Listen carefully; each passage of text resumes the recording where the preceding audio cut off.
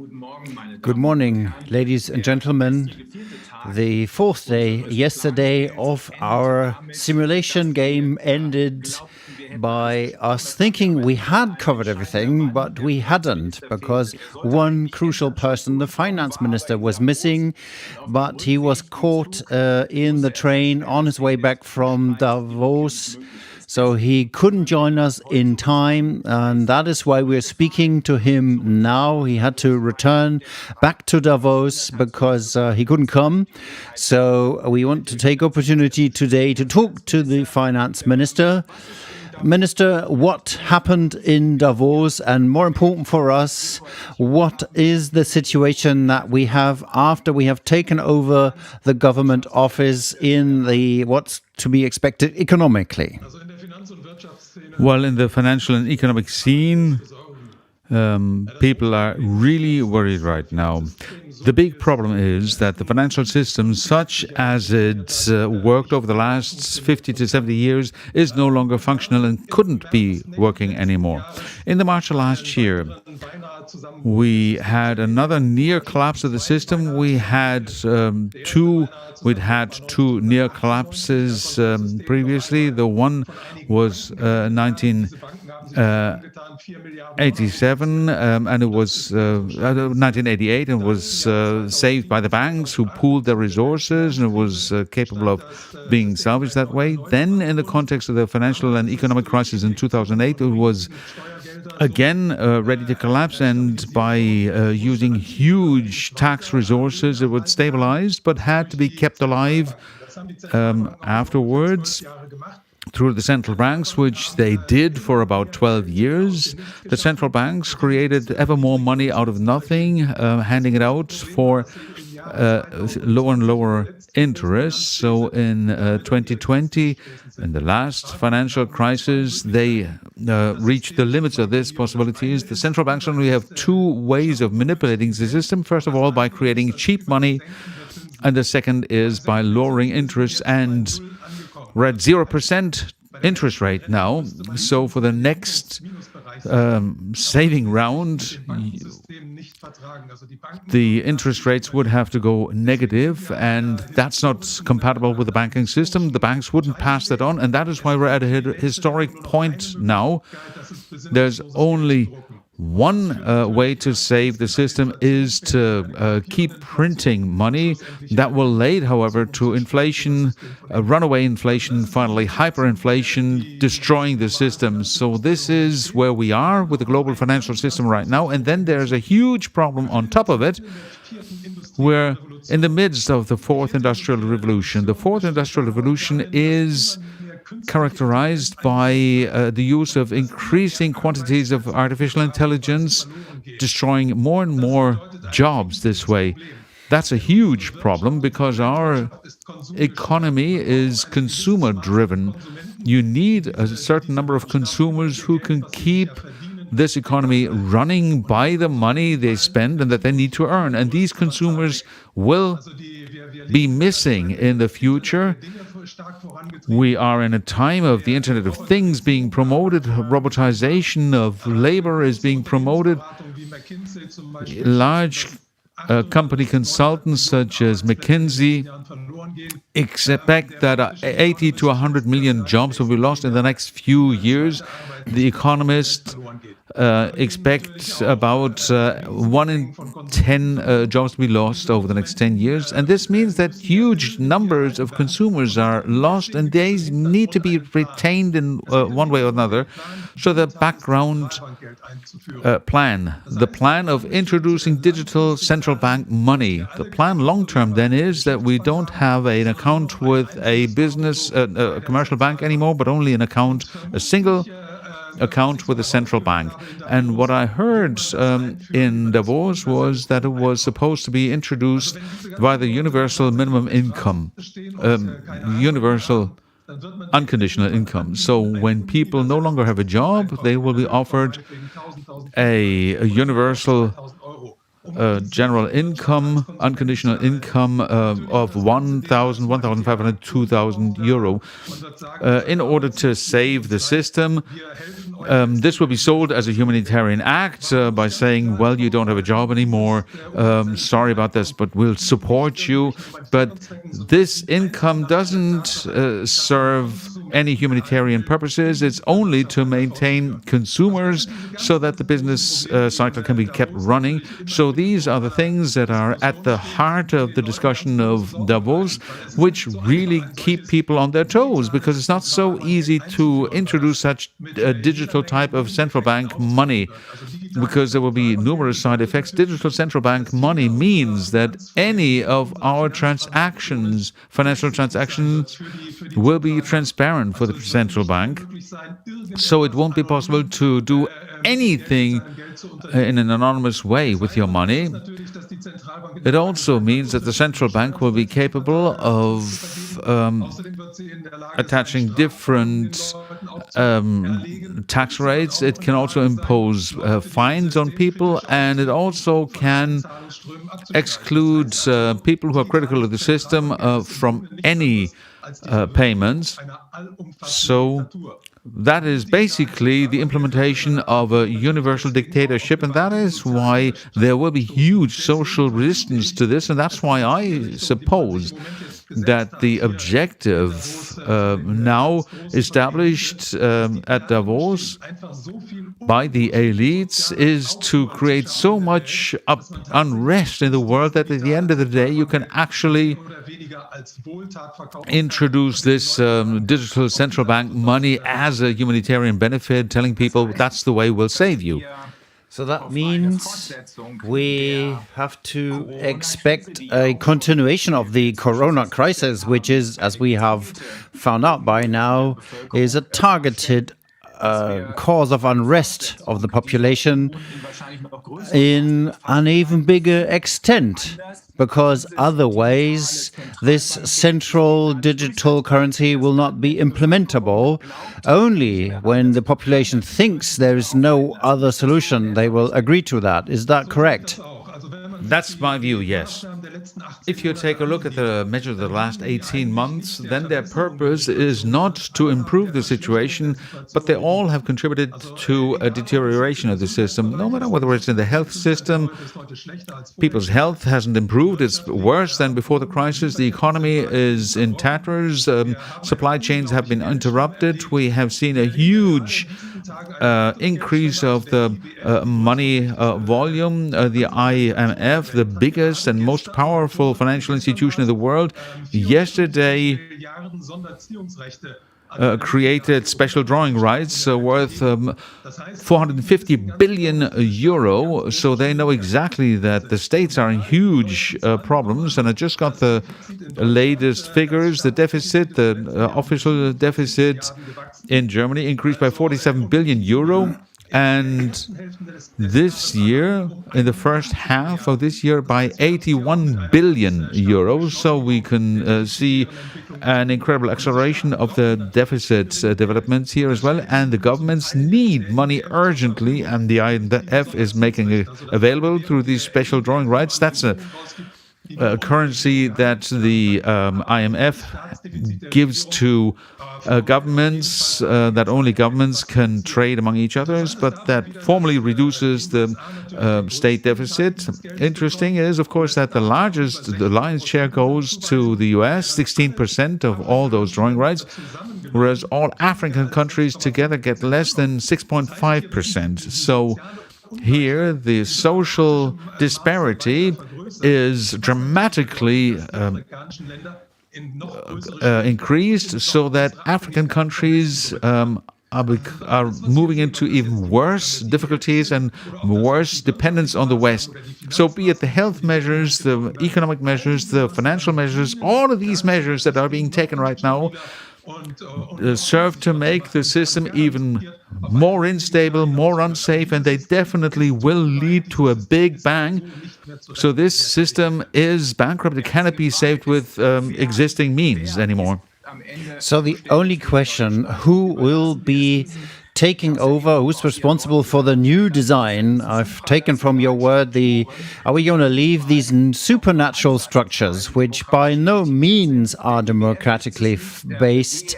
The WHF isn't.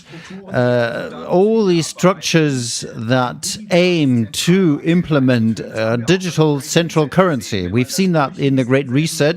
If you read through this, the same people who propagate the Great Reset control these structures. All of this seems to aim to suggest to the population by an artificial crisis. It didn't happen out of nowhere, but seems to be targeted, that it suggested that they do not have any other way, if they want to be saved, as to first agree to a world government and second to a respective digital currency, a centralized digital currency. And that also means that all the entrepreneurs, we've talked about the money flood now, who operate hotels, who are small and medium companies,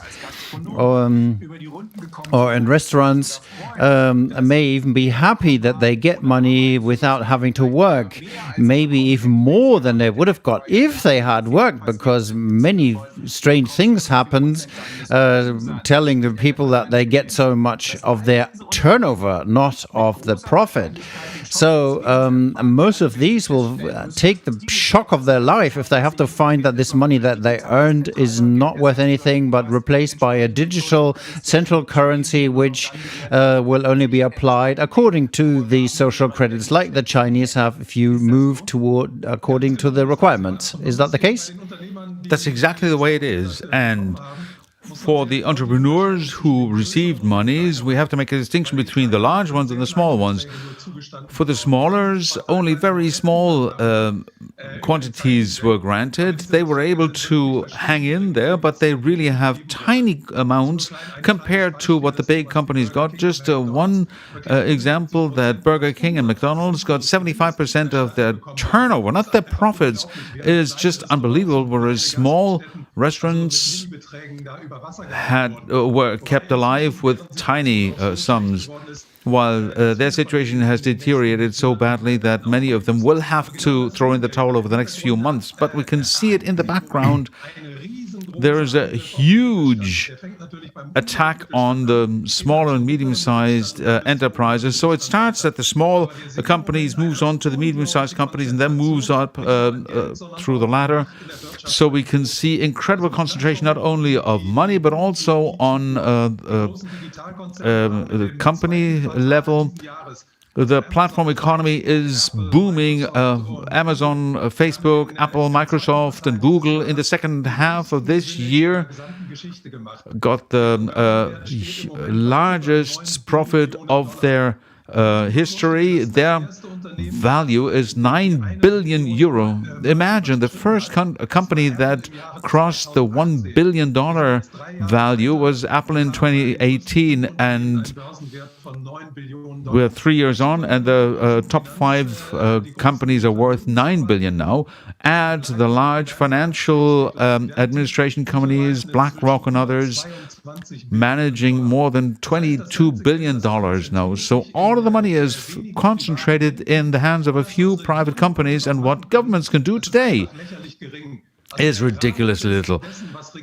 The framework of what governments can do has always been established by big money, but this leeway has been infringed upon more and more, and what governments can do today is less and less. They have less and less scope of activity because they are dominated by the digital companies as never before. So we can say that the world is in the hands of people who either have a lot of money or those people who exercise power due to their positions that they were never elected into. We must not forget that the biggest decision makers in the world, the head of the IMF or the head of the European Central Bank or the head of the American Central Bank, none of those were evaded, or the Commission President of the European Commission.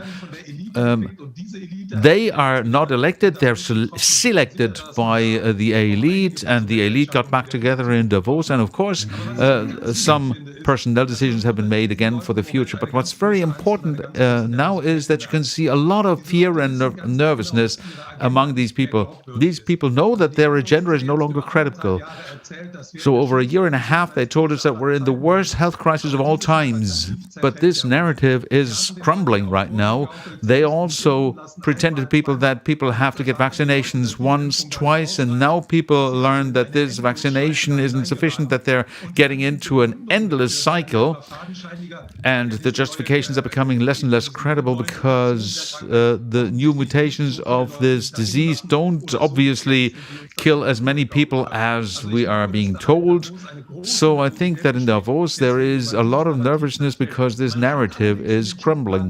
But they have another narrative in the drawers, and that's climate change, because these people know you just have to put the fear of the Lord in people, then they're willing to go along and to go along with measures and tolerate them that are even harmful to them, as we saw in the health crisis. Now people did a lot of things that are detrimental to their health, that are economically and financially harmful to them, and this is supposed to be provoked again because all of this is projected onto climate change. Of course, there is climate change and huge ecological damage, but what these people do is an agenda again in order to enrich, for a few people to enrich themselves via a CO2 tax or other mechanisms that will flood money into the pockets of the rich. So the real things that need to be done, the ecological repair mechanisms, they are not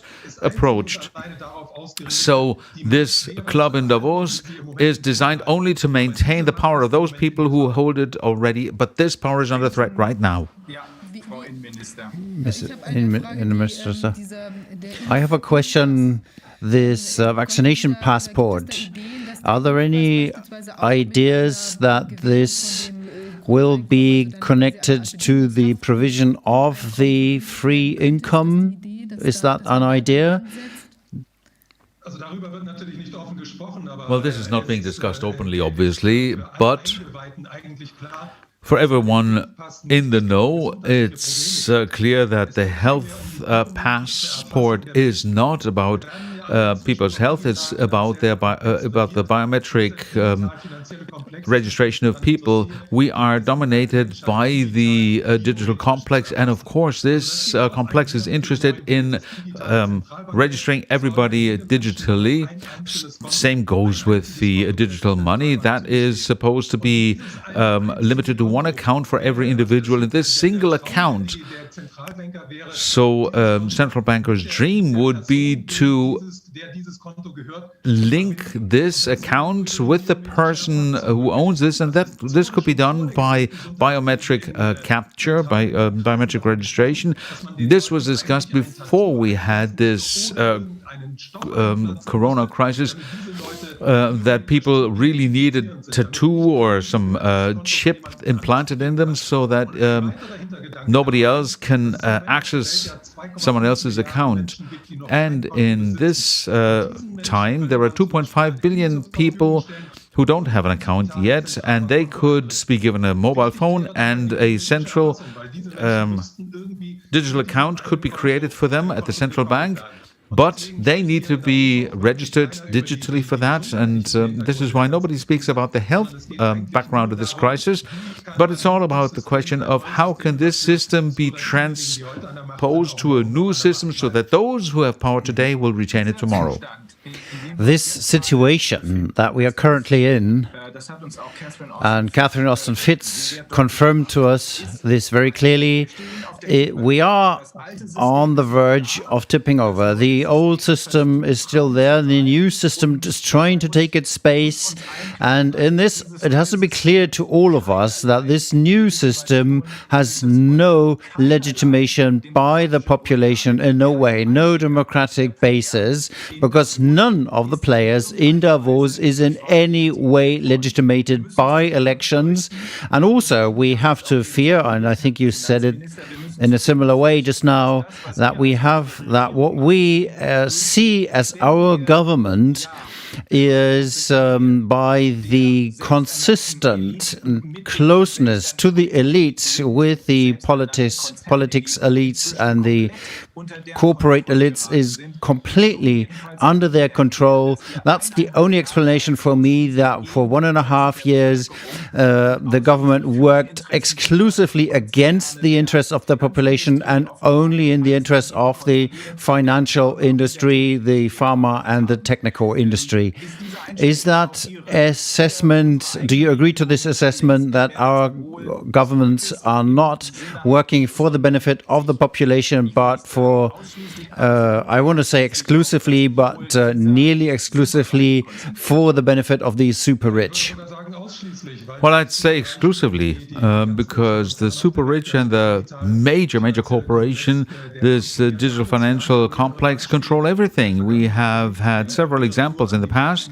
Let me remind you of the elections in Greece, where 𝗲𝗃𝗍 took power and they wanted to discontinue the austerity policy. And at the time, the ECB, the European Central Bank, simply disconnected Greece from all financial transactions for a week.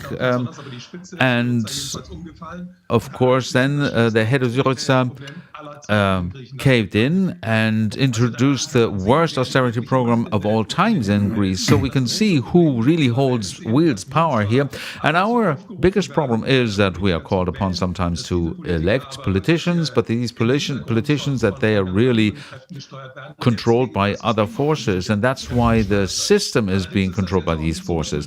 Nevertheless, we shouldn't apologize these politicians, saying that they work under certain constraints. They are actively cooperating. They allowed themselves to be trained. Since 1992, we've had the global leaders of tomorrow trained there. Since 2005, the young global leaders, and since 2012, the global shapers. Those are elite groups who are directly prepared for their work. The first class of the global leaders for tomorrow of 1992 would have included people such as Angela Merkel, Bill Gates, 𝗕𝗀𝗃𝗍𝗄 Sarkozy, Gordon Brown, José María Aznar, Tony Blair. So the elite of the next 20 years was trained there in Davos.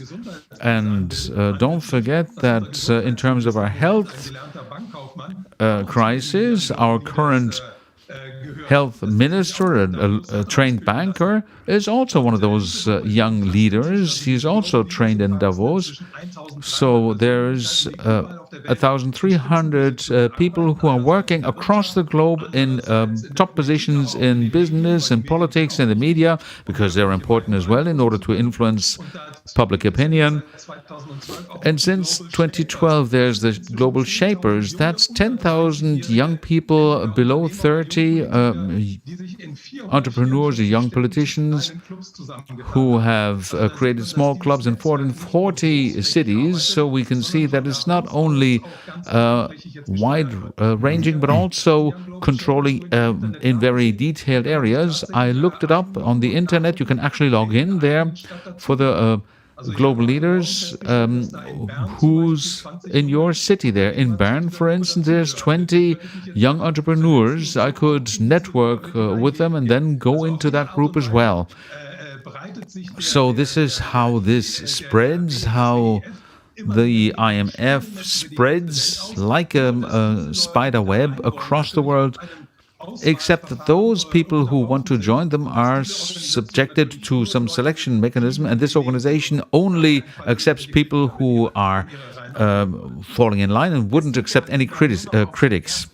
So this is only apparently that what we expect to be government elites, that this elite would have a democratic legitimation, because these young global leaders that you have been talking about, who are given to us and are trained by the super rich corporations, these, if I understand you correctly, are formally and apparently elected, but in the real truth and the background, with the groups they're controlled, with presented in the right light by the controlled media, if I understand you correctly, like a product presented to the population so that the population buys into it and apparently gives it a legitimate democratic legislation. I think there has to be more detailed scrutinization of this, but it can't be the case that those people who only represent the corporate interests and now move the whole world population into this digital currency system, can't be true that they all come from the same place and apparently are elected. Apparently. That's true. It's also interesting to look at the history of the IMF. It started in 1971 as a forum for leading economists, and then politicians got involved, then media people got involved, and then nobility was involved, and then celebs were also taken on board, like Michael Schumacher. Lance Armstrong got involved. So some celebs are also used in order to give a human touch to the whole thing. But really what happens is a very targeted approach in the background. Let's not forget that the media are a business as well, and they belong to certain people, and those people have certain financial interests. And today, all of this is concentrated very much. We have these huge asset managers, and they're involved in everything. There is no DAX group where not BlackRock or Vanguard are involved, and the same goes for the media landscape. So the entire media industry is controlled in the background, not only by the owners. In the background, it was industry, it was some families who controlled it. Now it's controlled by the big financial interests. Axel Springer used to be the owner of the Springer Group and of the Bild newspaper in Germany, and now a hedge fund, an American hedge fund, has, I think, 51% now, so the interests of the hedge fund are represented now, of course. And that's the monies of a lot of investors, and they're interested in keeping this system going as long as possible. And what's also important to understand the current situation, I think, and Ďavos confirmed this very much this year, I think that those who still control the system know that it's moribund, and they have determined to install the new system, and they know that before they create the new system, the old system will still be teetering on the blink for a while, and they will do what they can to plunder it as much they can. What we just see now is the biggest plundering in human history. It's the largest redistribution from the bottom to the top, and the largest destruction of livelihoods we've ever seen. Finance Minister, this is the suspicion that we have come to over the past 4 days, that not only since Corona, but especially in Corona, intensifying, that the so-called elites, the super rich, plunder the taxpayers of this world. And the best example I can think of is the Cum-Ex a story where super rich corporates, banks got taxes back 2-3 times that they had paid before. That is only understandable, in my view, as an advocate, that the checks and balances don't work anymore, that this part of the economy gets support by the politics, and the politics make sure that the legal system doesn't do its job anymore. I cannot find any other explanation. Is that one of the points, Finance Minister, against which the so-called elites are afraid that this may become aware to a larger part of the population, and that this part says, stop, we're not going to be along there? The big problem right now is that what's happening at such an incredible scale that even the last person now is beginning to understand what's happening behind the scenes there. The fact that people's incomes have been stagnating over the last 40 years, a lot of people didn't realize, but that things should be going downhill for many people, workers, small enterprises, and that people are facing the loss of their job. That is something that people realize, and that the rich people are getting ever richer. So any German craftsman has to pay taxes left, right, and center. They have to pay a high percentage of their income in words of taxes, whereas Amazon, the biggest retailer in the world, virtually pays no taxes anywhere. In the US, they actually get refunds for taxes they never paid. So that is really dramatic. Over the last 2 years, what happened was really that Amazon got monies refunded that they never paid. And people notice that, of course. The big problem that we have right now is that the media are all controlled by this elite, and that this elite has started to exercise censorship. That is really very special. In the past, dictatorships were characterized by the fact that the governments used to exercise censorship. Today, this is different. The governments can sit back, relax, and show the show. They can wait for the big companies, the corporates, to exercise censorship. We know that YouTube disconnects certain channels. We know that the reach of individual websites or certain people on the internet is deliberately curtailed. I can see it myself. My reach is about 10% of what it was about a year ago. So in the background, there's a lot of manipulation going on, and the public opinion is, of course, manipulated here as well. But I have to say that I have to remember what Abraham Lincoln said at a time. You can lie the whole time to a part of the population. You can lie to the whole population for a part of the time, but you can't lie to the whole people for the whole time. And I think this is becoming obvious now. These lies are becoming ever more obvious, and this censorship, this misinformation, what we can see in the health system in terms of way exaggerated anxiety propagation is an indication that somebody is losing nerve here. And I think this is now becoming obvious to everybody. And I think that's where we have to kick in. It's very important now to have a very calm educational campaign to tell people exactly what dynamisms are at work here, who is pulling the strings in the background, and what exactly is happening here. Maybe I can come in here. I wanted to comment that it's important that this unqualified payment has a good view and is perceived well by the view of the people. Yesterday we had a little survey saying that many people see economic difficulties coming up to them, and somehow they don't seem to note that in the near future there may be conditions to it. So, or like vaccinations or any other thing that one may imagine.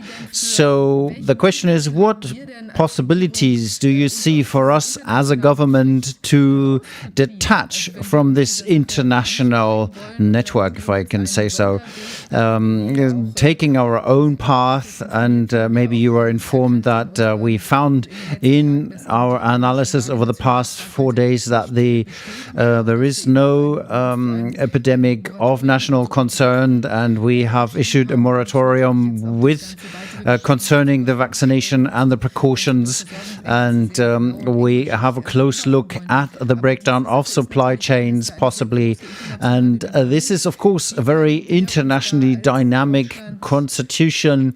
And how can we as a country disconnect from this?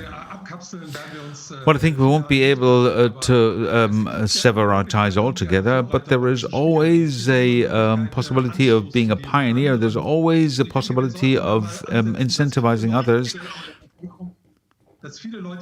And I think that many people in the population now expect this unconditional minimum income to be a humanitarian act, and maybe we could connect it to a condition. This universal or unconditional income should be demanded in cash, because that is something that the other side would never want. It is necessary to make it clear to people that maintaining cash is equivalent with maintaining a lot of freedom in society. If we can target that to say, okay, if you want to have a minimum income, then paid in cash, then we would counteract exactly what those who want to introduce this income as a control mechanism, because then it wouldn't work as such anymore. So I think we have to think about what we are going to do. We have to be creative. Rather than saying we're against it, then we have to explain it to people. We could simply make certain demands where we can work to get people into conflict with the system, so that they realize that the system wants to push them in a different direction than they think. Maybe allow me to comment, Minister. The whole population can't be lied to all the time. And I completely agree to this. I think the people are becoming aware of this. And with this request for cash and the keeping up of cash is something that we can really do what's necessary to do.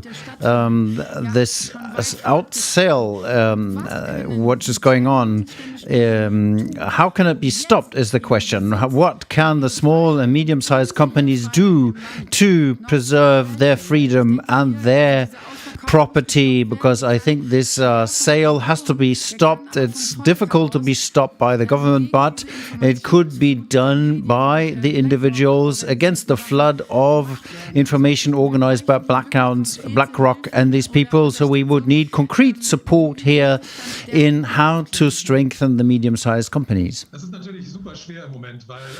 That's really difficult, of course, at this stage, because the other side has control of all the means of communication, and small and medium-sized enterprises are not under pressure from anybody but by the platform industry. So the platform economy is trying to take over the entire small and medium-sized industry.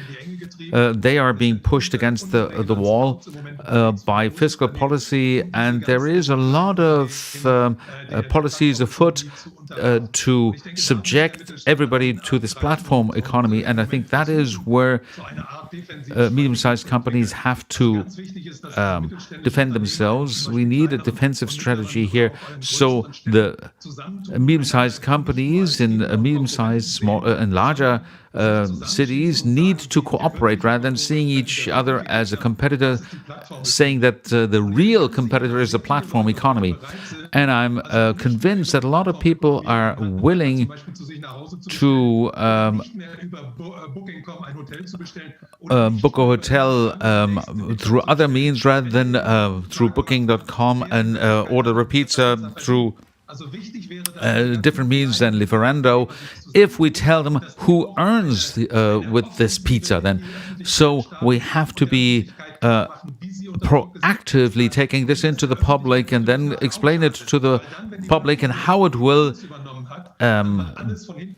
be detrimental to the individual. Once the platform economy has taken over everything, then they will dominate everything, and then people don't have a choice anymore.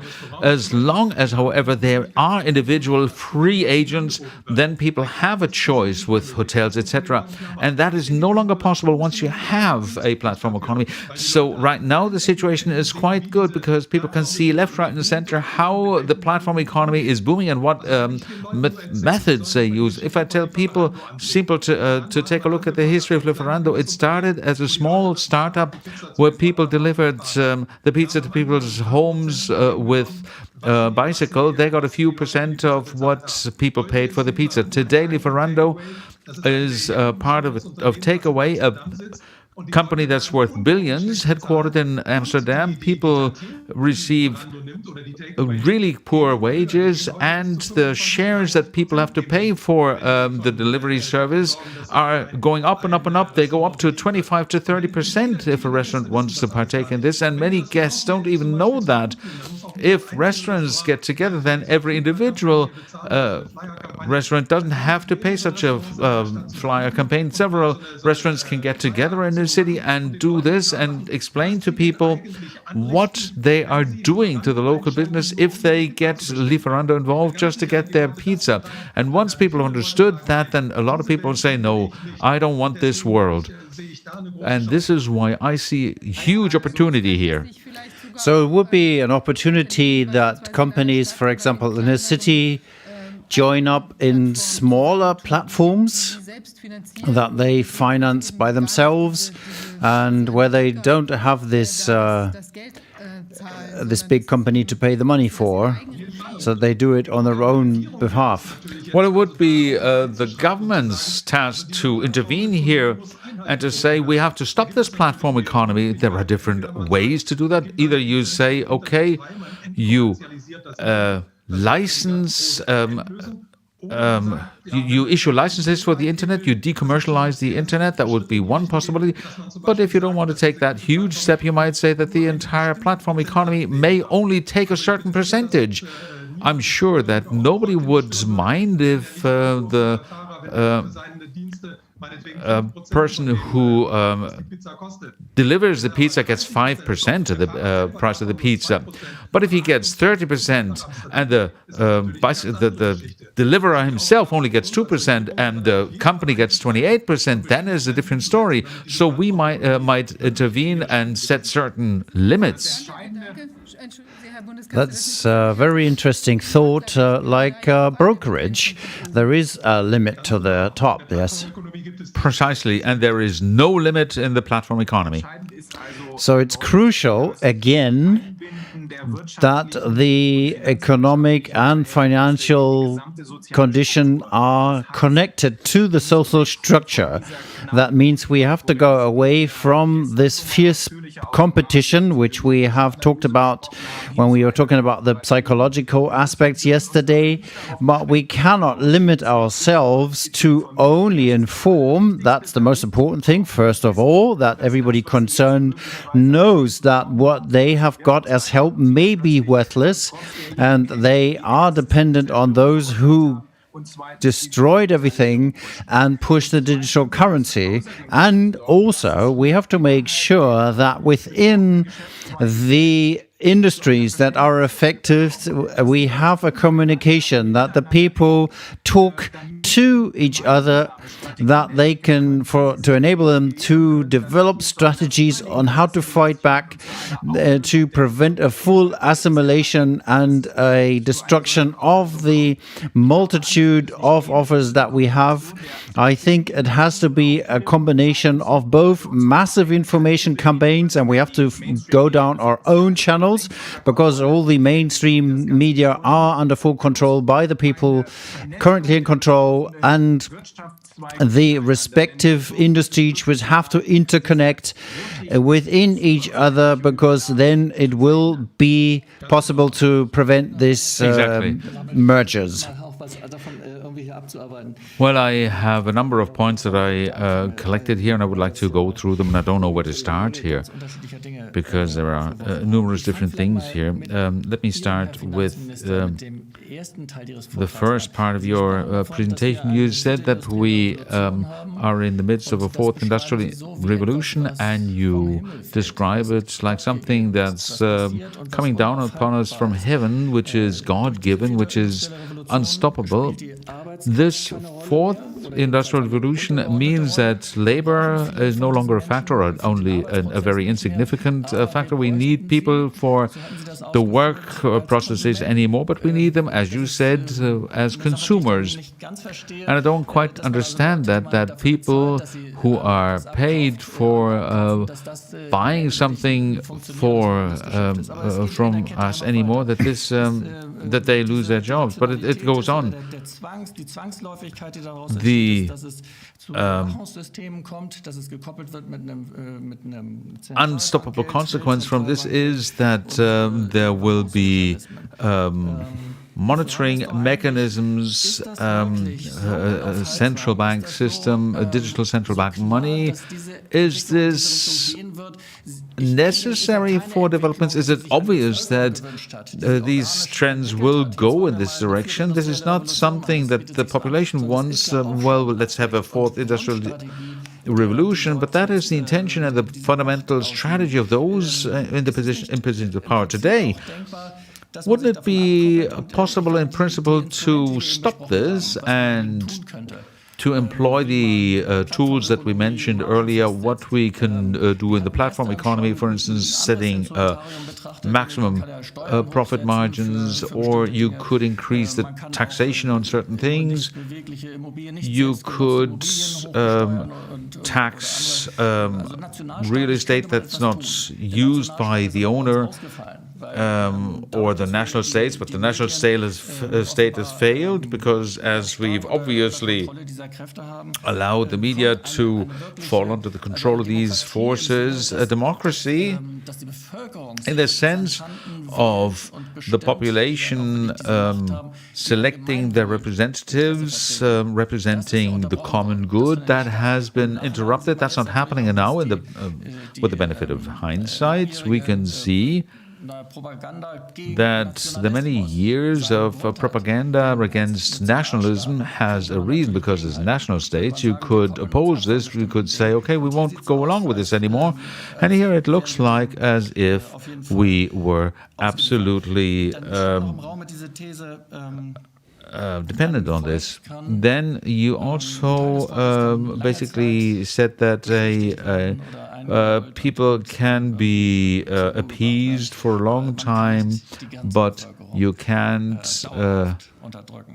suppress all the population in the long term. But I think the mechanisms, I'm responsible for the 𝗓𝗃𝗃𝗃, these mechanisms that are happening in the health system, there are systems here in play that have a functionality not only designed only to control people, but also allocating or removing health from people. So if it is possible to vaccinate everybody throughout the world, then this is no longer the case. Then you can actually control the entire population permanently. I don't like to end on a hopeless situation, even if it's only a thought experiment, but I think that the nervousness is justified with the people who are responsible for all of this, because people cannot be calculated, and because such complex systems tend to develop cracks, and then all of a sudden the power supply fails and the rest of the system crumbles. That will be tragic for everybody who needs an income, a digital income. So this would be tragic for them, because if the computers fail, then you can't calculate who owns how much money anymore, and then the people who depend on state handouts would then die of hunger. But it would be the beginning of a new situation. We could then start to build something new, or we could do it by the national state through democratic processes, bypassing the media to get the foot in the door as a national state, and then try to counteract. And then, of course, you can impose taxes and make it impossible for the internet economy to take over altogether. So that's a few comments that I had to make. I think this is something that we have to pick up upon. The first point that you've made Of course, in itself, it's contradictory if we assume that the new society will have the consumers kept alive artificially for them to be consumers. That doesn't make sense. And if you look at that, it becomes clear that in truth, this is something else. It is a transitional situation only serving to keep the people calm until they are under control or reduced. I think this is something that one has to make clear to the population, beside the point that we are fighting global structures, and these global structures are really the enemy of democracy. We have discussed this before, Finance Minister, but this information, this enlightenment is the most important point, and I think this aspect of it, that a transitional situation is being used to reduce the population and control the rest of it, and we can only counteract this by information and fighting these global structures. The question is, can we fight back by setting ourselves up as a national state, detaching the state from the IWF, from the WHO, from these institutions? Is that possible? Food ways, surely it is. Germany is an agricultural country. It could supply itself. But would that be feasible in the overall economy? And would that be a good example that we could take for the rest of the world, showing that it would work? Or is that beyond possibility? Is chaos too big already? Well, I think it's not possible in principle to create an island of the happy somewhere in the world here, because all of these structures have grown internationally and they're so interwoven internationally.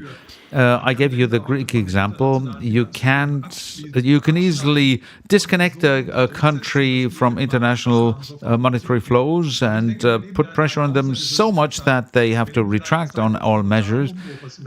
But we are in a time of complete restructuring, and there is strong resistance in other countries, and many people think the same way in France, in Italy, in other European countries or across the globe. And I think we have to give certain incentives.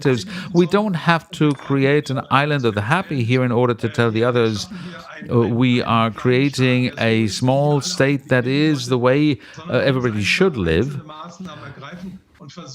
We can take individual measures and try to bring everybody else on board. So if you simply say, okay, the large groups have to pay the same taxes as small companies, that would mean that a company as Amazon would immediately order their German branch to stop any deliveries in Germany. We're in a restructuring period. It could also trigger someone else following us in France or in Italy, for instance. So we're not living under normal circumstances anymore.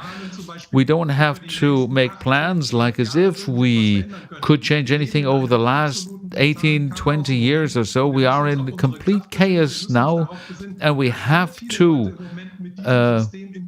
fall back on our strength and see that a lot of people everywhere are looking for answers to this chaos, and then we have to go ahead with certain individual decisions, such as saying to stop this financial casino anymore, that derivatives, so these bets on the financial markets are prohibited. That would immediately mean that the entire banking system was bypass Germany. But if France, Italy, and the UK, many people demand the same thing, that could lead to a situation where they say, okay, we need to do something new. We have to be courageous, go into the future courageously, because if you think that via light majorities we could get the opponents to make concessions, you're wrong too. I have a little technical question. I didn't understand how what is the effort for that central currency? Why has that not been implemented? Is that a complex, expensive enterprise? And this infrastructure, giving a cell phone to everybody in Africa, that costs a lot of money. So that means the people who operate this need to plunder everything. So my question is, how long will it work to take this hypothetical printed money and keep the economy up, to set up all that control infrastructure with the digital identities, is a regional economy doesn't produce it? Well, that's the special situation we're in. We're living in the largest monetary experiment in history. This is something that never happened. There was never so much money being pumped into the system. What happens? And nobody knows when the big bang comes. Nobody knows how fast money will continue losing its value. But that this is happening and that this increases inequality in the world, that is obvious. But there are some examples that seem to indicate that the elite can live with that very long. Take the example of Uber, this platform that is now destroying taxi companies across the world. They have been running huge losses for years. The only thing that shores up their stock price is that they are in the process of taking over the entire world economy of taxi services. And central bank money in Africa, to give a mobile phone to everybody in Africa, that's not a problem at all. That costs a bit of money. You have a few losses, but then you have captured all these people for the rest of their lives. And that's the way they think. It's people are only thinking in the concepts of worldwide monopolies anymore. But we have highlighted a couple of times that this is an unprecedented situation of a complete turnover, and you indicated that the people responsible on the other side are in fear as well. So there is no total control yet, and exactly in this transition phase, it's our only opportunity to enlighten the people, and secondly, in individual points, show that we fight back. But that, in the end, is really, if you say Amazon will be taxed like anybody else, if you say we detach from SWIFT, or we do not give any concessions for Uber, they are not allowed to drive anymore here, that would effectively detach us, wouldn't it?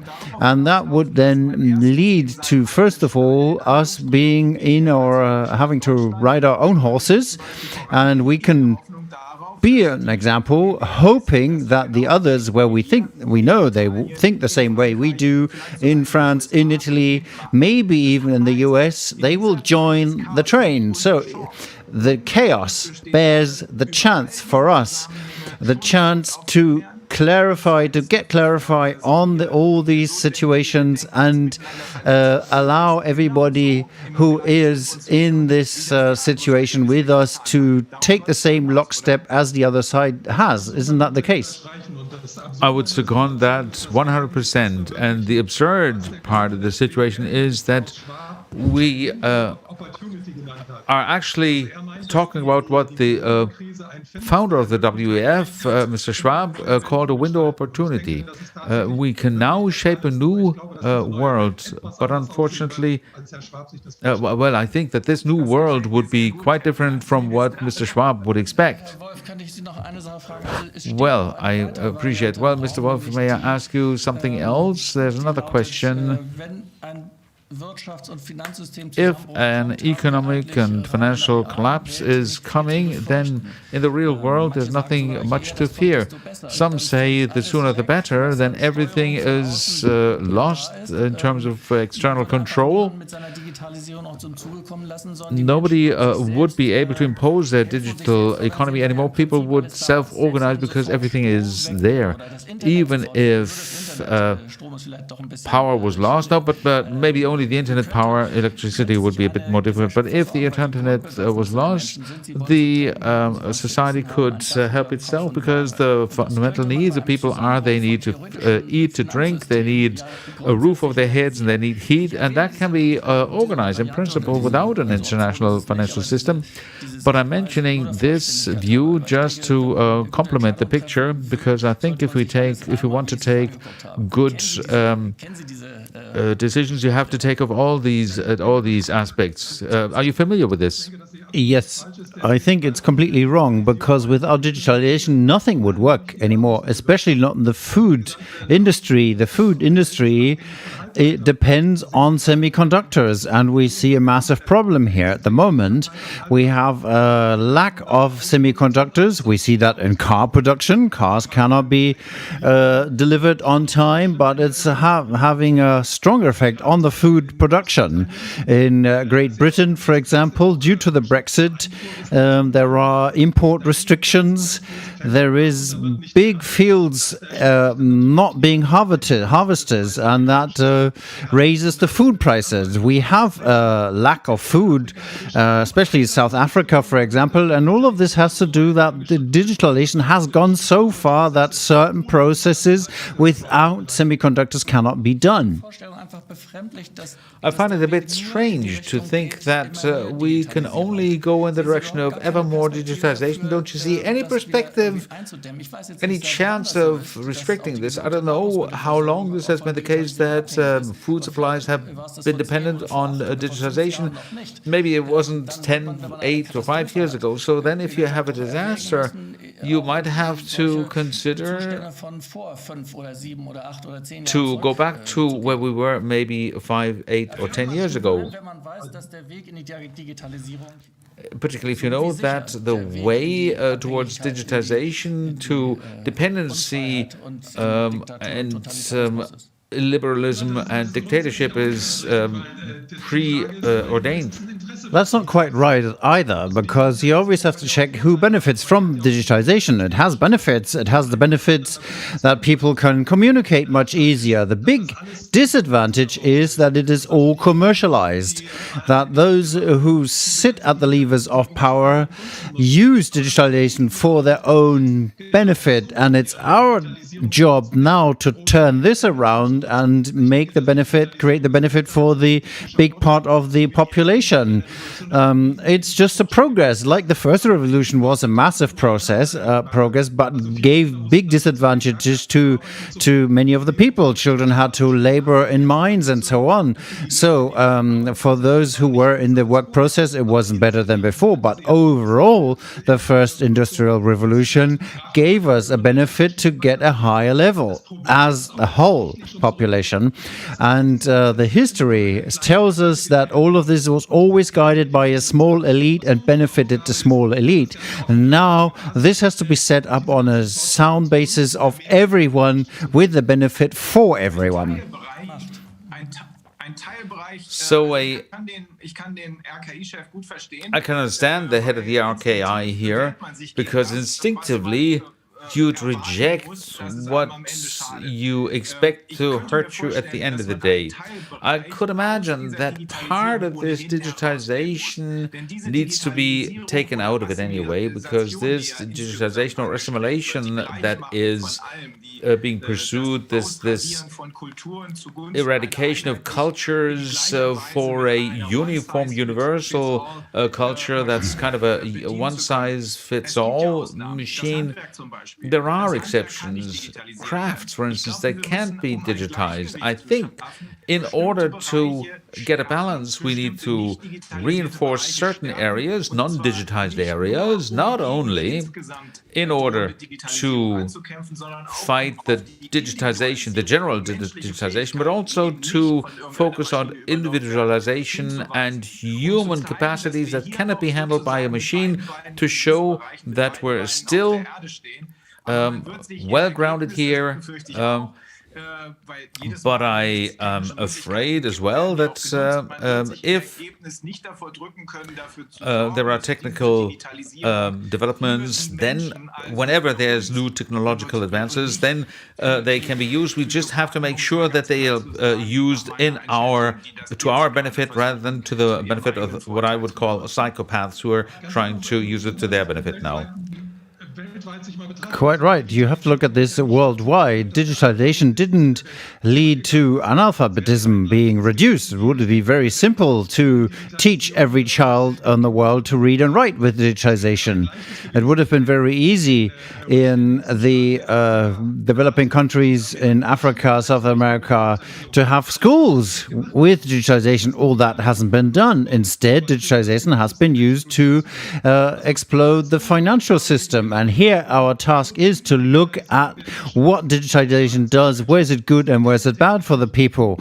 And there's no technology that's only good or only bad. We know that since Einstein and since the inventors of the nuclear power who were frightened by the misuse or irritated by the misuse of their invention. And we have to make sure that this is put to good use of the humanity. One more example concerning children and young adults and the schools. I can actually see a degeneration of capabilities of young people and children, that they are all walking around with these devices in front of their noses. But I have a question concerning the unconditional minimum income. If that was introduced, and if we don't think of reduction of the population that is really introduced, then as a state or a regional community, and that was really our approach over the last few days as well, then we could say for this minimum income, certain conditions are attached to it. Imagine otherwise people are just sitting around and their job is to be a consumer. Maybe we could get them actively involved. So what we have in terms of human growth, development of empathy, maybe local economy. Well, I think I've been misunderstood here. I'm not in favor of this income to be given to the people to keep them at home. There's lots of things to do in the world. We have to make sure that we teach the people to read and write. We have to build hospitals. We have to set up care homes for the elderly. Loads of things are not being done. So many people are starving. People have to learn how to sustain themselves. There's tons of things, but these things are not paid for at the moment because nobody profits from them. And this is what we have to change in the long run. You had said that the digital basic income is sold as a humanitarian measure, which it is not. The contradiction that the head of the RKI just spoke about, I would like to get back to that. If I grant a digital income to people and keep them as consumers, then it doesn't make sense. I can't give €1,000 to a person, so he gives me €1,000 back because I can give him, sell him a more or less useless object. So we have to understand what is the role of this unconditional income, this digital income. It's not a humanitarian thing. My understanding is to keep people quiet until this transformation towards a digital society has been achieved. And this success is only possible if you neutralize people for a while. If you give people €1,000 so they give it back to me for some object, and that is, the success can only be to reduce people to this or to keep them under control without relying on their buying anything from me with their digital income, but for them to do what I need them to do, really. And in addition, we have to see that the qualified people who are not dependent on that income are under massive pressure because they can be replaced anytime by someone who gets the unconditional income. And probably that will intensify or worsen the quality of life, especially for these people who are needed for the system.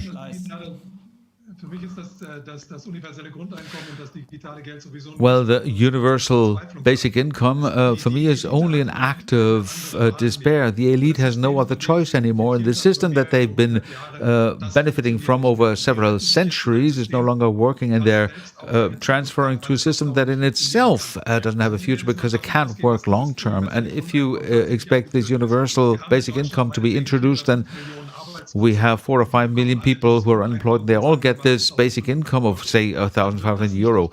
Then this will not work in the long term because they will be told to spend this money within a certain period of time. So at the beginning of the month, they're given some money, and then they're told you have to spend it by the end of the month. But that will mean that this money is funneled into the economy, and because this economy is still competition-driven, prices will increase. So this basic income will always trail behind inflation and will have to be increased all the time, so that we will trigger inflation, resulting in hyperinflation at the end of the day. So that's an idea for the future that won't work in the long term. But whether we will ever get this depends on on who is in power in society, and it depends on what happens over the next few years, whether people still keep buying what the government tells us, or what we're being convinced to buy, or whether there will be social unrest and maybe a different situation. If we look at this point and scrutinize it instead of simply accepting it and saying, okay, great, we have a digital unconditional income. If we look at this point and scrutinizes especially the hypotheses or the claim that it is a humanitarian gesture, you can't come to any other conclusion than saying it is completely senseless, as you have just described, as it is only a transition by keeping people calm. Or you take another step further and say, what's the intention of those behind all of this? And this intention, we have addressed it a couple of times, is full control or reducing the population. And this would mean that it only serves to calm the herd, in inverted commas, until the goal of the forces behind this is achieved. And I think they have gone to a spin. I don't think it's controllable what's happening, because it's too much of information coming back and made available to people like us. I agree. Well, I don't really like the thought of population reduction. I don't really want to think about it. We have dysfunctionalities that have been established in most societies. We can clearly see it in Germany. Deindustrialization, deteriorating qualification of children, etc. I think you don't even have to consider the intention of reducing the population as a separate threat to see that we will have so many people dependent on the system, on the social security system, to see that there will be few people who actually contribute. They will try to. So manufacturers will try to generate as much profit as they can and get rid of any cost that they have. So people who cost money, sick people, pensioners, handicapped people, etc., they are cases, they are social security recipients, and how will such a system as we see it developing now handle them? So the families that could support them in order to nurse old people, for instance, or to take care of other social concerns, are being destroyed this way, these family ties. Yes, I fear, Mr. Kohn, that if you try to find out what's going on and what the intention behind this is, I think you have to take all possibilities into account. And one of them is what is publicly said by the Great Reset. I think you can't look away from this, but you have to see what is going to happen with these social benefit cases. And if there's no production by these people yet done, and they only consume with money that they have been given before, that's illogic. People who receive Social Security benefits or benefit recipients may arrive at this position through any sort of stroke of bad luck, and they have been the ones, though, who contributed to the system in the past. Well, we know the position of 𝗬𝗺𝗀𝗃, who propagates that it's good if you don't own anything, which is part of the ideas of the Great Reset. Maybe in the end, that the people are not needed for any value-adding work, and so then they can't be consumers so strongly in the long run. So it's going to be a part of participation, where I rent a fridge and give it back if I don't need it anymore. But that is, if you remove private property, it'll limit creativity, it'll limit the means to develop one's own life, to unfold its potential.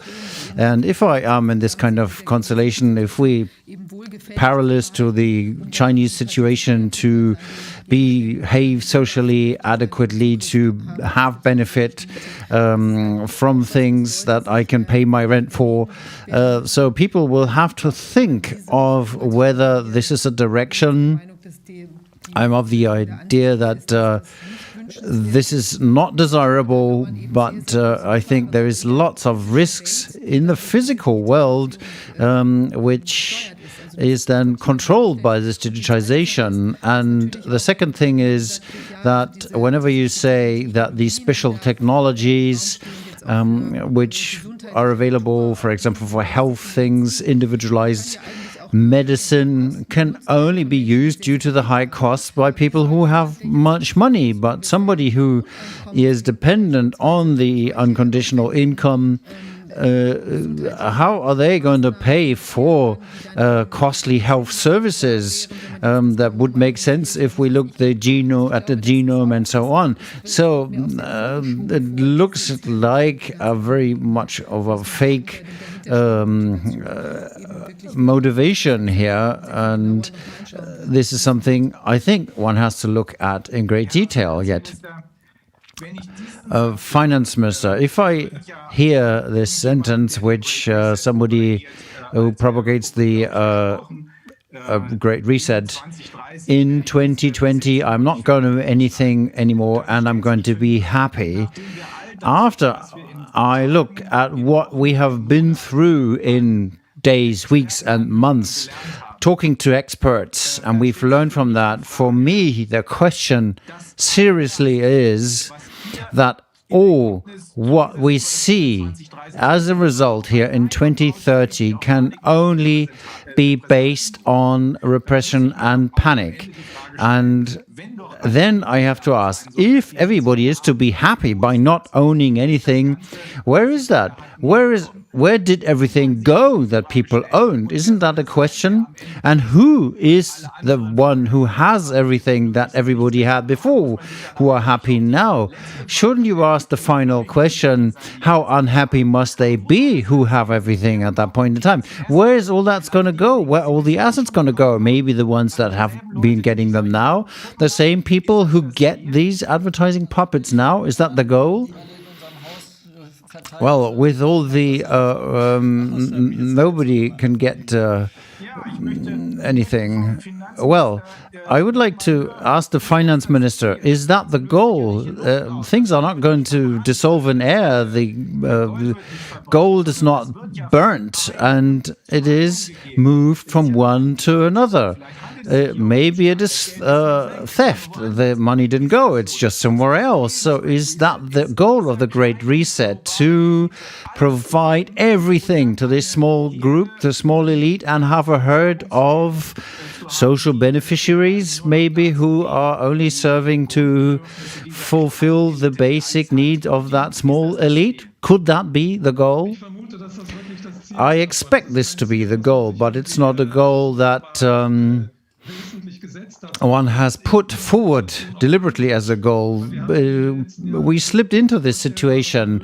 We've had this massive concentration of assets in the past, and nobody 10, 12 years ago would have imagined that a single person would earn more than 100 billion per year.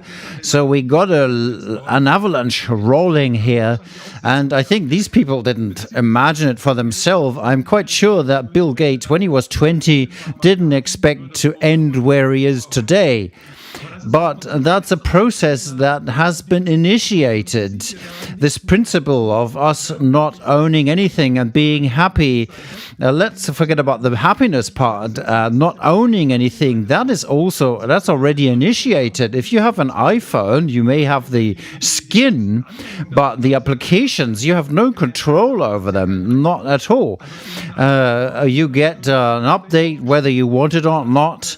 And it's not your ownership. You don't own it. If you buy a Tesla, as an example, and start to change anything and do settings, Tesla will give you a letter that you can't misuse the property of Tesla. So if you buy it, you have the skin, you have the body of the car, but everything that moves the car, the software, everything that moves the car is not yours. And software is more and more important. And that's in the hands of a very, very few people, and they want to keep to that monopoly, and surely they can only do that by developing a world in which the most important things of our life are only rented and not bought, so that we get into an even bigger dependency. That's a process that started 30, 40 years ago when we bought the first printers. We had to buy the ink, and the ink was made more and more expensive, and the printers themselves were cheaper and cheaper. If I buy a toy, I bought a remote control car for my son. It was less expensive than the price I paid than the production costs, but the batteries were more expensive than it altogether. But of course, there's different plans to this. Surely it's no accident that Bill Gates is the biggest landowner in the US. He's someone who has most of the farming country in the US, and there is a tendency amongst billionaires that they get out of stock into real assets. They know it's going to be important to own these, and the manipulations that have been going on in the gold and silver markets, the big central banks really buying gold, all of this seems to point at that the real assets, the material assets, are going to have a big role in finally. But of course, they dream of keeping most of the people dependent and just rent to them and get the money and have the luxury lives on the cost of the others. If there are many things that one could do but are simply not being done by the old government. For example, in many companies, there is a 7-year period. If until then you do not make any profit, then it is assumed that all the costs are not there.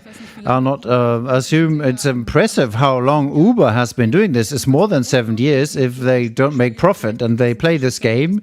I don't know if Zalando has changed by now. For a long time, for the same reasons, to conquer the market, they made a loss. I don't know if that's the case. So that could be easily changed if one wanted to. So saying that could be 10 years, whatever, then it has to be made clear. It's just a play, and the loss could not be placed elsewhere. So I think this kind of instrument, there would be many, but for whatever motivation, this doesn't seem to be implemented so far. And I think it will be a good approach to take the existing mechanisms and apply them. Well, in that case, I think we have to be clear what's the basic problem in this, and that is worldwide this incredible wide gap between this minute minority with having everything and the big majority who owns nothing.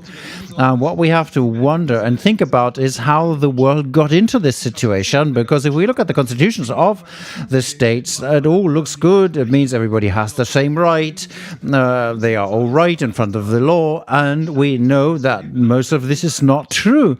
We are in a nightmare world, and so we have to see of what it can be that is missing in the constitution, or what needs to be changed. We always say we should follow the constitution and it's a good basis. I wonder whether it is. I think there's a big lack in all constitutions worldwide, which is the fact that money is not addressed in the constitutions. And we know from the old Greek philosophers that great social imbalance is based there. And if we take money, leave money out of the constitutions and the value adding, and that's not addressed, there is always openness for big social imbalance, and this is something that one should address.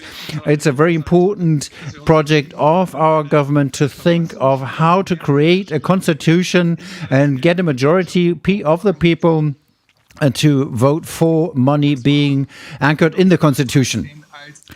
It was in 1913 that the Fed was installed. I think you mentioned it earlier. It's a private invention created by private bankers, and the majority of people in the US and the world believe that it is an institution by the US government subjected to democratic control, which it isn't. It's a purely private organization, and it has been said again and again that if you ask people where money comes from, they don't know.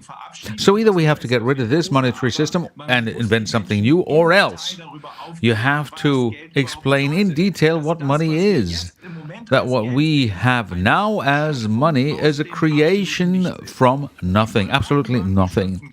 So private banks create money out of nothing, and then they expect us to pay interest on it. It's a system that works because people don't understand. But it doesn't work for us, it works for the others only. Quite right. And the system has been extended dramatically by deregulation over the past 15 years. In the 70s, only the banks were able to work as banks, but now the hedge funds came in. Hedge funds are nothing else than banks that are not subject to banking rules. And after that was allowed, all banks have founded their own hedge funds and do the game which they had to do under legal observation before, done that outside of the legal system. And that's how this big financial sector came up. This big casino was set up, and we have to remind people that the financial system today is 10-15 times bigger than the real economics. It can't be even figured because there's a high gray figure. So every small craftsman have to be very transparent with every invoice that they have, but the billions that are spent for derivatives are nothing else than bets for prices, for interests. That is made nowhere transparent. It's over-the-counter business, and so it's incredible that this large section of the industry is completely uncontrolled, and this has to be changed. Is that a measure that could be implemented at the level of a national state? Would you need to look for partners, or what? Prohibiting derivatives on a national basis is difficult because all the banks are interconnected. In the crisis, in the world financial crisis, we've seen the Americans had to save the Deutsche Bank to save their own system. So it's all interconnected, but we have to just bet on the awakening of the people. We see people awakening now. We see people scrutinizing the system. And the more people do this, the more people become critical. And the better we inform them, the more easily we will be able to show this and take this action as a nation and increase pressure on the other nations in our neighborhood. It's a difficult situation. It's on the verge, obviously, but it's doubtlessly so. Right, but that's a bit more than waking up the population is what we need, really. And if we can't achieve that a little bit more, the national statement, maybe in cooperation with others, EU would be something, of course, would be a bit more of an interesting size, but the EU is decoupled for other reasons. So the people in power in Europe are just people with strings attached to them, people trained by the 𝗲𝗺𝗺𝗃 or Sebastian Kurz. This type of government is not going to enable this type of measure. No, but just like you said, Finance Minister, with a population across Europe that is waking up and becoming active, these things could happen elsewhere as well. And I said it on one of the other days, we could start a positive brain drain towards Germany because we attract people because they want to live in such an alternative system. We can become a pioneer in Germany if we activate our ideas. I think this is what it's all going to end up to. Enlightenment, of course, has to start at home. That's the people where we can address, who we can address immediately. But we are internationally networked, and I'm not talking about the governments who are just puppets on strings. I'm talking about people in the resistance, if I can say so, who think the same way as we do. If we network them and share information on an international level, then this is going to lead to a coordinated detaching of these structures, but we cannot do it on ourselves, that's clear. But we could be the first, or one of the first, who pioneer into this area, saying, okay, there's no Amazon without taxes. You make money, so you pay taxes here. And if you think you could go elsewhere, then the other countries have to have the same thing with the help of the people that we are talking to, that they can't withdraw there, so that they have nowhere to withdraw to in the end. Right. That's the right approach. Okay. I have a comment. We discussed that we should really be happy in not having anything, that this is a philosophy that is being distributed across our country. But people don't want to have nothing. People want to own something. They want to have the creativity, the incentive to create something. I think that's a philosophical anchor that we can use. We can see what happens if digitization, globally, people have nothing anymore. We can see it in Africa. And as our finance minister said, these monies that are distributed now, Africa has even less. And we have millions of people who die of hunger in Africa, particularly children who are at the very bottom of society, of world society. And to make it clear what's happening there, we might show whether people in Germany, in Europe, and the world want to continue to support this process, and we would have to show this, what's happening, because I think that is far too little communicated, that this is happening right now in front of our eyes through this supposed corona crisis, this monopolization, digitization, and by the takeover of media, there is no information anymore about what's happening in Africa. And I think that we have to regionalize labor and people in order to counteract this development. More or less is less. And indeed, in Africa, people suffer, as you have also mentioned, Finance Minister, that especially in South Africa, people probably suffer a targeted lack of food. Indeed, this is something that we don't note here in Europe, but because of the mainstream media, and this is the case. But that's our task now, to make sure that on an international level, the enlightenment takes place as quickly as possible, everywhere, so that there can be an international network to take action, helping us to disconnect from those parts of the digitization and those parts of the global structures that harm us. That is big parts of it. Digitization, not so much, but a large part of the global structures that dominate us currently have to be burnt off, but that can only be done in an international concert. Quite right so, yes. And I think the principle must be, as Mark Twain said, not what the people don't know, but what they think they know makes a problem for them. And many people think that the system we live in is democratic, and they live in structures that are good for them, but people are starting to see that this is not the case, and this is why we have to be there to show them where we're going and what the real background is of what's going on. In that case, I'm very optimistic about the future. Right, that's the right way to look at it. We're not here because we're blind or deaf. We're here and we're talking to each other because we can recognize things that others cannot see yet. That's what we have to tell them. And I believe that we have a good opportunity here. We heard from the psychologists that a maximum of 30% are really under a type of hypnosis who can't be reached at all anymore, that 40% are reachable. They're just standing on the sidelines watching, but they do have questions. And then the 20 to 30% they are that we have already are definitely enough to inform those 40% to get them to do the right thing. Quite rightly so. Well, Finance Minister, thank you very much for your time. You're still not back. You weren't able to come back.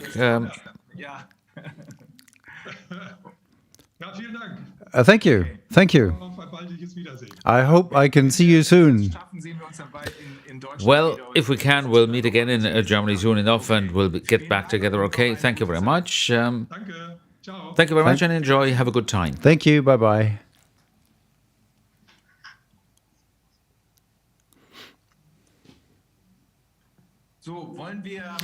Well, will we then draw a conclusion, or will we stop the simulation now and agree that we ask the spectators where to head after this?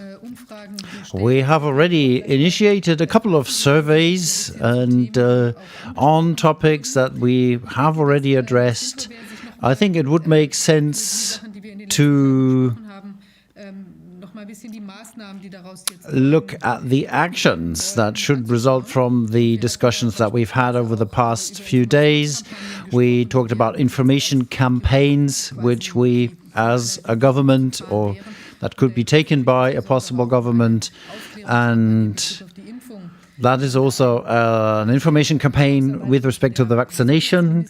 We have got a statement that the health minister prepared. We've got a few surveys. Should we stick to cash? Yes, 98% say so. How often do you do business on platforms, Amazon, Opodo, and others? So on a regular basis, 23%, rarely 33%, and hardly ever 43%. So there is potential for regionalization. Well, there's room for improvement there, obviously. And then it says, would you be willing to make do without purchase from Amazon, eBay, Lieferando, etc.? That's 92%. So if we can offer an alternative, then of course it would be possible to pull the plug on this platform economy internationally. So where do we have to go? To my surprise, we've just heard it can only be done in an international concert. It's not enough for us to do it on our own behalf. I'm not sure whether we are comparable to Greece. Greece is a strongly damaged state, or was, when it got in front of the bus.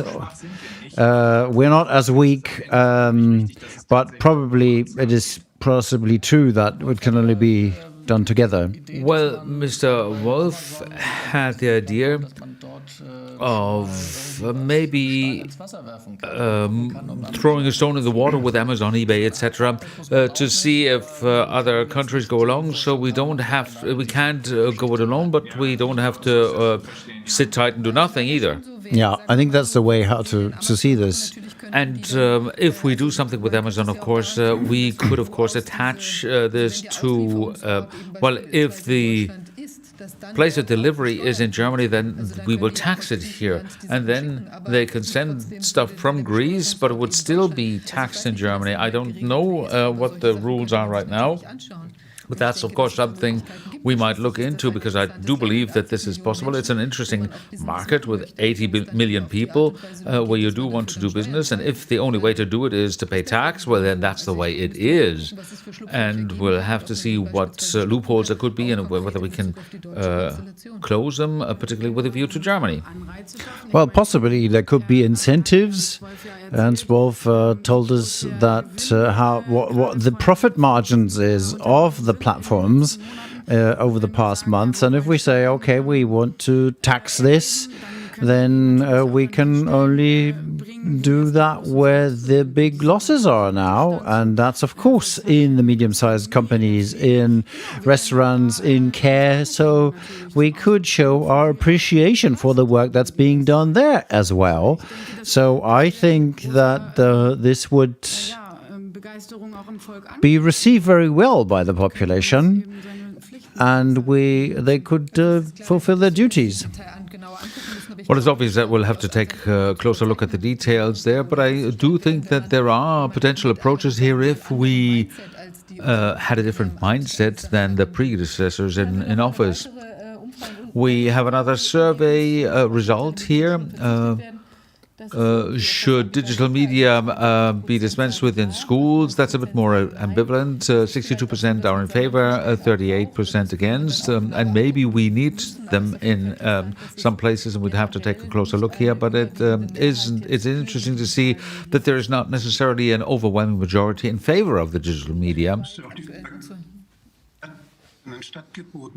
The question is, what's going to be the replacement if there's no digital media and more teachers, for example, more other sources of learning things that will play a role? Yes, I just got another survey result. Did you know that the American central bank Fed is privately owned? 62% knew it and 38% did not know. Although we are a special group compared to the overall population, we are quite enlightened and aware. I would expect that if that is over the whole population, at best it would be the result will be the opposite. I think most of the people don't know that the Federal Bank and the FDA, by the way, is a private institution founding the base for the pharmaceutical industry, founded in 1913, by the way. Well, now we might maybe speak to Dr. 𝗏𝗺𝗧, the health minister again. You had made a contribution on the second day of our crisis meeting, and on the foot of it, you had developed a letter of information referring to the consequences of the vaccinations. I don't know if you can see it here. Yes, this is a so-called red hand letter.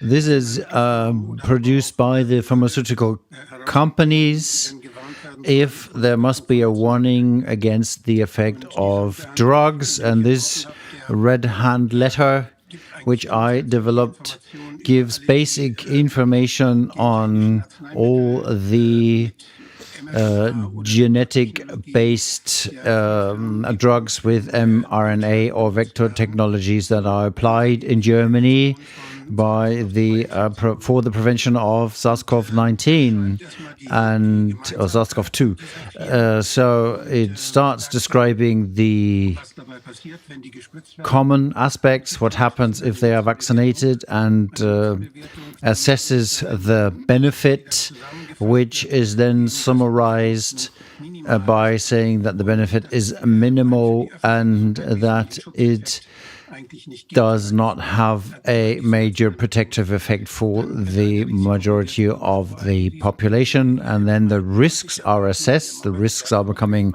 more and more apparent. Unfortunately, in some of the cases in lethal ways, and it is summarized in a very comprehensible way here. Altogether, the benefit risk assessment is negative. There's a higher risk, and we have to say there's hardly any benefit and high risks, and the known side effects and adverse effects and other effects are much worse than a possible benefit. And I explained this in this document, that this so-called the benefit of 90 or 60%, depending on the prescription, is false information. The question is, how many people have to be injected, vaccinated to stop a single case? And the results in this view are very bad. It's below 1% of the people who actually benefit from the vaccination, and all have the risk of adverse effects and the risk of blood clotting processes. Microthrombosis is in some cases viewed as 30 up to 100% by others. Hardly anybody says there are no microthrombosis. The only problem is how big are they and how notable are they. That is the big issue here, and there are more unclarities that may have long-term effects. That's the ABE effect, that many people will become seriously ill if they come in contact with the wild form of the virus, or if they're vaccinated against influenza. There's cross-infection, confusing the immune system, that may lead to severe consequences and severe courses, even with mortalities. That is very frightening scenarios. And something that is not clear either is that after the Japanese study that was leaked, which was done for Pfizer, the animal study to see where this is going and how does it distribute in the body when injected into the muscle, it was found that it spreads everywhere. And it was notable in the Japanese animal study that it mainly goes to the ovaries, and that, of course, leads to inflammation there and infertility. But there is no sufficient studies on this. However, still people are vaccinated, and it is quite frightening because we don't know what this means, and it's not checked. It's never been the case that drugs are given to people in that extent. As for now, we have seen a change also in the heads of the institutions that should protect us, which are not clear to me. It's all kind of upside down. There should have been a load of red hand letters by the different institutions, but we tried to do this, summing it up, and we get to the conclusions which I propose. One of them is the application of these so-called vaccinations should be immediately stopped. The second is that the condition for an emergency use license are not given. The third point is existing stocks should be confiscated and systematically analyzed as with respect to the content. That is important so that we know what was really vaccinated, because that has not been made transparent. The institutions that leave us alone here say, oh, the authorities do that, and the producers' information is going to be right. So there's no independent check on this. And there were a couple of messages that we can't check that graphene oxide is included. Some things are just salt solutions to not have so many side effects. All these theories are there. That is, however, conspicuous. We don't know that, but we should simply look it up. We should check it and create transparency. And also the doctors should be informed on the adverse effects and be motivated to help to discover them and prevent damage. We have talked about this, that it can be done very easily by checking the blood clotting values and these things in the bodies. That is not elaborate, that is not difficult to do, that laboratory test, and that tells us whether something happened after the vaccination or not. And we should, and politically that's very important, we should make sure that there is enough specialist centers to consult and treat possible patients. That's not being done. The contrary is done. If people highlight these problems, and probably the approbations and licenses are threatened. So we are far away from telling the population what they should need and should have needed in the past already. And here it's important to observe that everybody in the body, in the doctors, the hospitals that get the money for the COVID-19 diagnosis, are showing no interest in thinking about the adverse effects and are even up against it because they don't want to hear about it. And it's, of course, understandable because they are offenders in that case. They played the game, and who would like to really accuse themselves when they found out what damage they've done. And so we have to think psychologically on how to convince the doctors to turn around and find a way that the doctors are interested in the benefit actively of their patients. And we always have to see what we do with the people who are infected with coronaviruses of the new kind. And I've described this, the new variants, which are always around, are not getting more and more hazardous. We can do what we want. It's those variants that are going to spread that don't make us ill, that don't harm us. These will spread. Viruses need healthy hosts for their success. So the ones that make us ill have no chance of development. So that is nothing to be scared of. Also not the laboratory viruses. The people working in the laboratories and their families must be afraid, but nobody else. And this is why I prepared something for the people who are afraid of the coronaviruses. There's a very good solution for these people that, again, for the protection against corona in the future, there must be an exact examination of the diagnosis for us and recommendation for self-isolation at home for 14 days. So that means if somebody is ill and they have symptoms, the corona symptoms are similar. It's all similar symptoms. There is long influenza, no way. Oh, no doubt. There are people who have long-term damage by viruses that harm their organs. Corona does that as well, no doubt. But these people are no more infectious than others and or contagious than others. But we have to make sure that during the time that they are contagious, that these people stay at home, get well until they can come back. That's fully enough. There may be, of course, they need help of a doctor. They need to have therapy. That's out of question as well. But these are the points that are summarized here. It's 3 pages. It's not too much.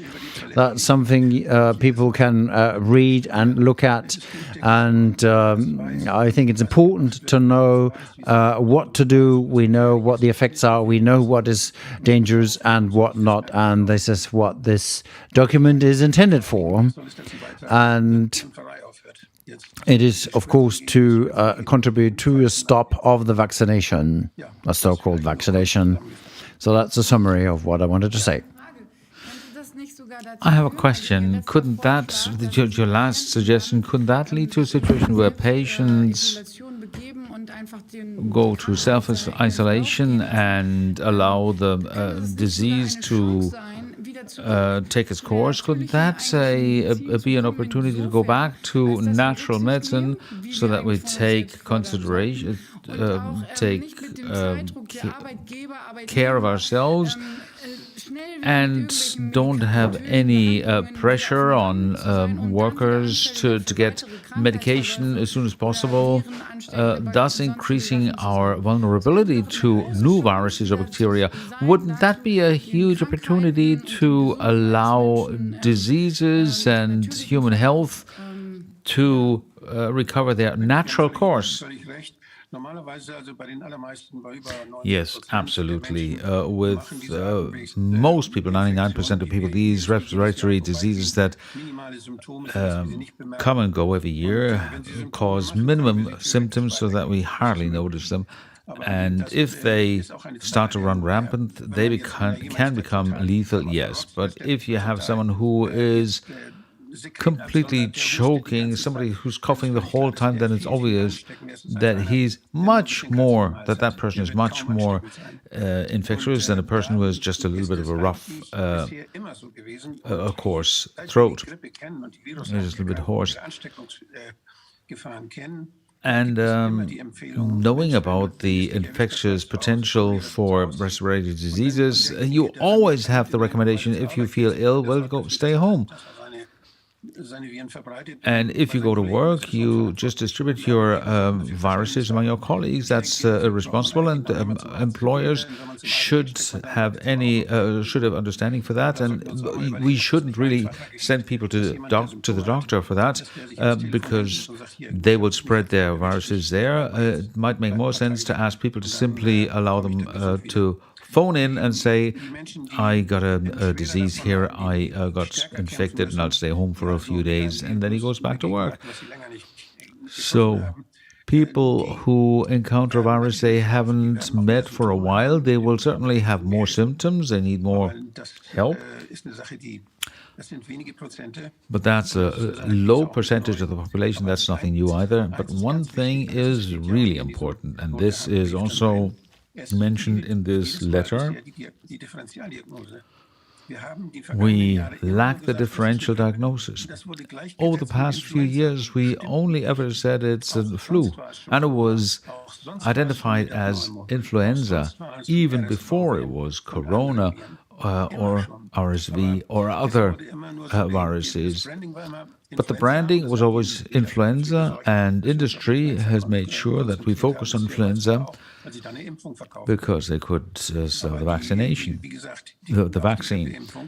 But even the flu shot, the flu jab is not helpful. It has a very low beneficial impact. It may be helpful for a few very vulnerable people on an intensive care unit, but studies from the past have shown this. So if you give influenza jabs, then the people who receive that vaccination will have more corona infections or other infections. So the other viruses are happy about the lack of competition, that's all. So we have to make sure that this doesn't cause any damage. And the best thing is just we know that we don't visit our grandmother if we're coughing our heads off. And that was normal and it was right. And we can continue to do that. And it's perfectly sufficient for corona. So what we've developed over the past few days in this simulation, we will publicize the results, then we will see where we can call in additional information that would help us in making decisions, and then we will, over the next few days, give some statements. Mr. President, no, Chancellor, but the idea will be we'll continue reporting about the measures that we feel are necessary, but we would like to ask the population to give indications on what they believe is doable and necessary. What we found is, first, there is no foundation for any of those measures, much least for the vaccinations. Secondly, we decided a moratorium in order to suspend all these measures, including vaccinations, masks, and lockdowns. And thirdly, we will keep the population posted, as just announced, what additional measures in cooperation with the population will be necessary. If you wish to ensure that what we just discussed here and the potential that we showed up will actually become official policy, vote for Die Basis. It's the only party that actually promotes this and looks after people, not only normal people, but also small and medium-sized companies. So if you wish to continue working in a humane society, living in a humane society, you should vote for Die Basis.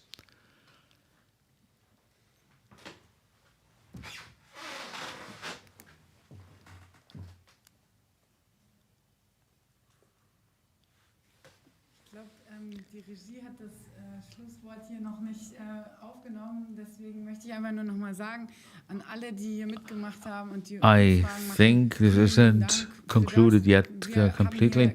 I would like to say to everybody who has supported us here, thank you very much. I think we've assumed a very important job here, which is a societal task, and I would like to ask everybody to participate in this turnaround that we can only organize from the bottom up. And you, Chancellor, I would like to thank you for these great words of summary and conclusion.